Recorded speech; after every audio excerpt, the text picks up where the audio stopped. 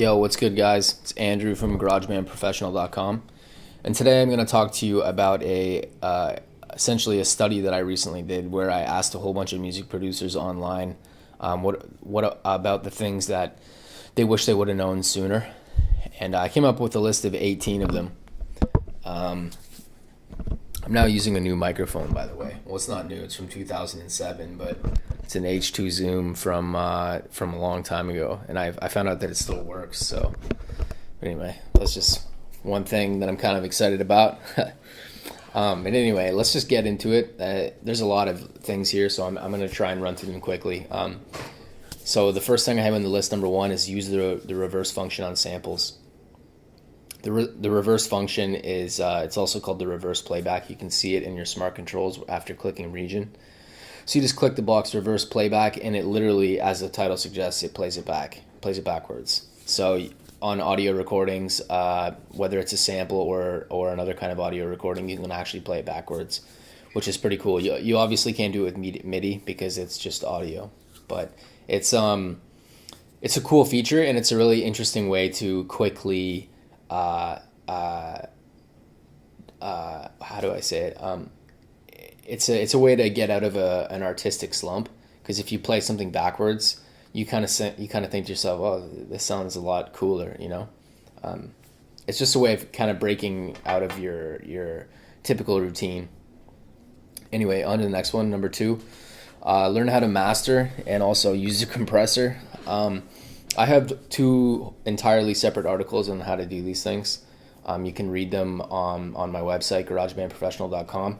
Also, make sure to check out this article itself at garagebandprofessional.com/music-producers. I'll put the link in the description as usual. Anyway, moving on to number three. You can use subtractive EQ as a way of preventing clashing frequencies. So what you do, I use that as an example, is the kick and the bass. So you increase the EQ for the kick, right, at maybe 94 hertz, and then at 94 hertz in the bass, you decrease that very same frequency by the same amount. And so what you're doing is you're kind of creating room, you're creating more space for frequencies to shine through. And this is most pronounced in the range between 50 hertz and 500 hertz. That's the area that the human ear can hear the most. So in that area, it's not a bad idea to kind of maybe do some subtractive EQ and try to create more room. Number four, another person, I learned this from someone else, the critique making theory. So one guy said that it's just a theory for kind of making yourself understand things better. So what it is it's the idea that a person's ability to critique something is usually far more developed than their ability to create something, right? So when you first start out as a music producer, it's a lot easier to critique your own work than it is to actually create it. Your ability to critique something is far superior than your ability to make the very same thing. So with time, eventually you just want to get to a point where your ability to make something is as good as your critiquing, you know? So essentially, I think the idea behind this theory is to help you understand that, don't beat yourself up, because eventually you will get to a point where you can make something well, you know? The next thing is high pass and low pass. So you can put a high pass and a low pass on whatever tracks need it. This guy in particular said that he puts it on every track.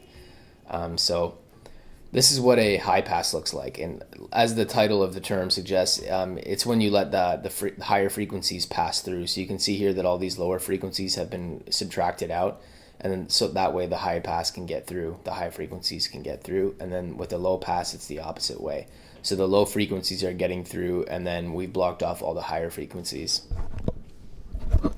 And yeah, so you can do this with all kinds of instruments. On the bass, for instance, maybe you would have a low pass, because you want all those low frequencies in there, but you don't want any high frequencies in there.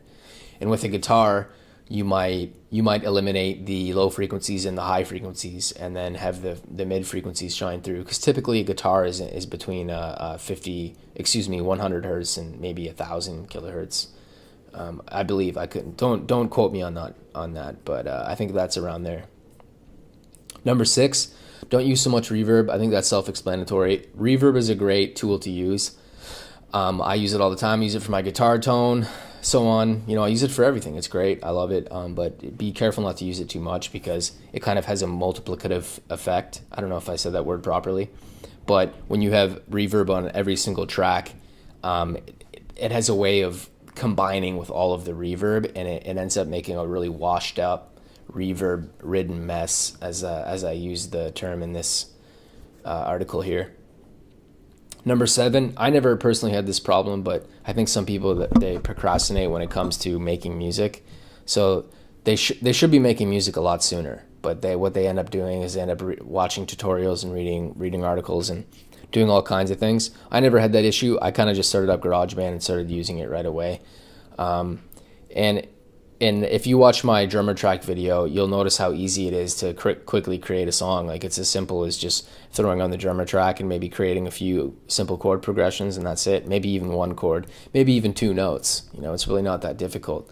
And it's best if you just get at it, Number 8, learn multi-band compression. I don't know a lot about multi-band compression. Excuse me, but I know that it's like a compressor, but it's more specific in terms of the frequencies that it's compressing. So you can have a multi-band compressor set up so that it compresses some frequencies more than others, or it compresses some frequencies and others not at all. I think that's what the multipressor is. That's what I use in GarageBand on my mixes sometimes. A compressor, in comparison, it compresses the entire signal, the entire sound. So a multi-band compression is just giving you more specificity. Number 9, take singing lessons. This is probably a good idea. I've never done this, but it's probably not a bad idea because I'm always looking for singers and people to rap over stuff. But I feel like it's a cop-out. A better way of going about it would maybe just to do it yourself and see what happens. Anyway, moving on to number 10, take care of your ears. I did a video about this the other day. I'll put the link in the description. But yeah, you need to take care of your ears because you can't listen to music without your hearing. And if you watch the other video, you'll hear all my arguments for why it's so important and why your ears are actually pretty fragile. So you got to take care of them. Moving on to number 11, start charging for your work sooner rather than later. This is one I agree with 100%. My very first mix that I did with someone, I charged them money. And I think that's the best way to go about it because, after all, I put in all this work. I've figured out all this stuff. I've read all these books. I've prepared myself for it. And frankly, I do a really good job, I think. I've tried my hardest, and I put a lot of effort into it. And so, yeah, I charge money for it because I know that I'm going to do a good job, and that's where it's at. DJ Payne, another YouTuber, he says that you should start charging people for your beats, songs, and mixes maybe after the 90th time that you've done it. So, for instance, if you have 90 beats, then you can start charging people afterwards because you should, at that point, have your beats should be good enough where you feel comfortable with charging for them, Number 12, take constructive criticism well. Nobody likes to be criticized, but frankly, when you're on the internet, people have no reason to tell you that your mix is bad on the internet. They have no reason to do that. So if someone says that you have too much low end in your mix or it's overcompressed, they're probably not lying to you. So maybe take it into consideration. You don't have to listen to them 100%, but at least take it into consideration and think that maybe they have a point, At least give them the time of day. Number 13, learn to EQ sweep. So EQ sweep is when you jack up the frequency at one point and then you sweep it across the screen as this image shows in order to find undesirable frequencies, and then you drop it back down to around here, 3 decibels. And that the idea behind this is just to get rid of frequencies that you don't want. Moving on to number 14, don't waste time arguing over what's the better DAW. Pretty self-explanatory. It's a waste of time. Honestly, just make music. Don't spend all your time arguing about gear and DAWs. Number 15, understand that mixing and mastering is meant to enhance the song rather than fix it.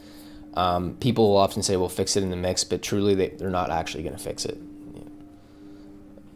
Keep your publishing rights. This is what I've heard this from a lot of people. I heard this from Steve Vai. He's a famous guitar player. DJ Payne says it. Apparently Frank Zappa said it to DJ or Steve Vai. And this is how they make all their money. This is how artists make money, I guess. And that's how they make money over a long period of time. I'm still not entirely sure how the money comes in from this. I can't say. But according to Digital Music News, they say that... I'll just read what I have here. Giving the example of Thelonious Monk's track Ruby My Dear from Columbia Records, a publisher named Music Sales administers the rights of the song on behalf of Monk's estate, and therefore the money that flows from the administration of the rights in that song is called publishing income. Yeah. Number 17, don't be a perfectionist. I couldn't agree with this more, especially when it comes to beat making specifically. The more time you spend perfecting something, the more time you're wasting.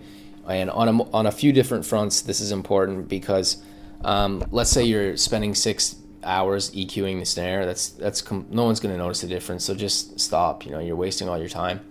Now, when you're at a higher level, if you're professional, I guess. If you're making a record for someone that's super famous, then these differences will make a difference. But when you're first starting out, there's no reason to be a perfectionist really, because you don't really have a background, an informative enough background to even know that you're spending your time wisely, if you know what I mean. And also, what was the other thing that I was going to say about being a perfectionist? Oh yeah, I don't know. I forget now. Oh yeah, just the idea about how people are trying to they're hiding behind the idea of being a perfectionist, but really they're not. They're just procrastinating, and they're using perfectionism as a way to not publish their stuff and not get it out there. Number 18, back up your files. I couldn't agree any more with that. I didn't even think of this. Someone actually said this to me, and that's where I got it from. And I have an external hard drive, and I recommend you get one too. I have the Seagate Backup Plus 4 terabyte, which is great. I use it for everything. I use it for music, everything. And it actually just came in handy the other day because my iCloud accidentally deleted all my files. I ended up getting everything back, but I had much of it stored on the external hard drive anyway. But a lot of the files I have on there is music, so it's definitely worthwhile. I'll put a link to the Amazon product as well. But anyway, I think that's all for now. I really tried to motor through this because I noticed that my videos are simply too long. 25 minutes is no good. 13 minutes is more reasonable. I think that's all for today. I'll talk to you guys next time. Yo, what's good, guys? It's Andrew from GarageBand Professional.